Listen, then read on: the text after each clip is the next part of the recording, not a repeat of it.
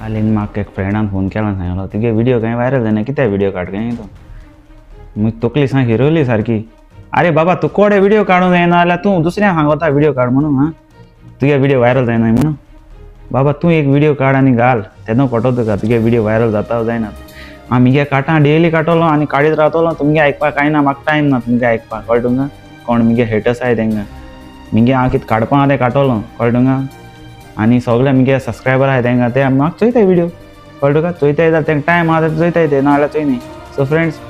तुम केन्ना अशें करून जायजां अशें करून हें कोत्ताय कमेंट्स मारताय आनी बॅकफूट काडूंक सोदताय फाटी उडोवपाक सोदताय तुमी भिनाकाय तुमी व्हिडिओ काडीत राव कळ्ळें फ्रेंड आनी हो व्हिडिओ कोण हेटर्स आहाय तेंकां तुमी न्हू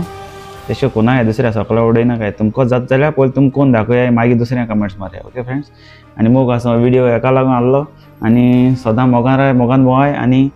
मोगान एकमेका जाप कराय आनी गोंयां आमगे वयर काडया आनी गोंयची भास आमची सांबाळून दवरया मोग आसूं